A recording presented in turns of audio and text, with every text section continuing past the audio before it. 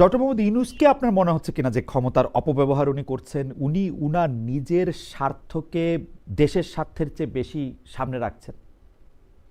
সেই এইটা স্বার্থের মানে আর্থিক স্বার্থ নাও হতে পারে, আপনি সেটা বলছেন।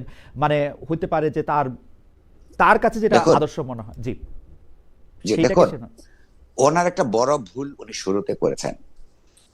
আমরা জীবনে প্রত্যেকেই, হ্যাঁ, ছোট বড় ভুলের মধ্য দিয়ে আমাদের জীবনে এগোয় অথবা পিছিয়ে যায়।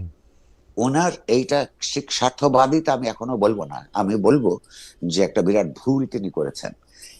এই যে ক্ষমতায় আসবার প্রায় সঙ্গে সঙ্গে গ্রামীণ সংক্রান্ত যতগুলো প্রতিষ্ঠানের পক্ষে উনি যে তার সমস্যার সমাধানের ক্ষেত্রে যে তড়িৎ বেগে কাজগুলি করেছেন, এইটা উনি ঠিক করেননি। কারণ হচ্ছে, আপনি যখন অনেকের দায়িত্ব নেন এবং সমাজে যখন অনেক মানুষ ক্ষতিগ্রস্ত থাকে, আপনি সবার দায়িত্বটা শেষ করে নিজের দায়িত্ব গ্রহণ করা হচ্ছে যে কোনো মহৎ আদর্শের আপনার রাইট। দাবি। তো উনি তার এই সমস্যাগুলো সমাধান করবার আগে, হ্যাঁ, তার আরো অনেকের সমস্যা, অনেক কোম্পানির সমস্যা, এগুলো সমাধানের দিকে যেতে পারতেন। কিন্তু এই তাড়াহুড়াটা তিনি করেছেন, আমার ধারণা যে এইটার জন্য তার সারা জীবন তাকে করে করে খাবে।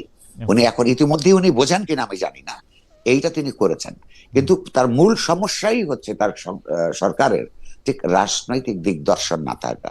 হ্যাঁ, তার একটা নন পলিটিক্যাল মাইন্ডস, তাদের নিয়ে সরকার গঠন করা এমন একটা সময় যখন বাংলাদেশে রাষ্ট্র ক্ষমতায় থাকা উচিত ছিল সব রাজনৈতিক ভাবে সবচেয়ে সংবেদনশীল, সবচেয়ে রাজনীতি সচেতন, ইতিহাস সচেতন যে যে সংগঠনটা হওয়া উচিত ছিল সরকার হিসেবে, সেটা হয় নাই। তারই দুর্ভোগ আমাদেরকে পোহাতে হচ্ছে।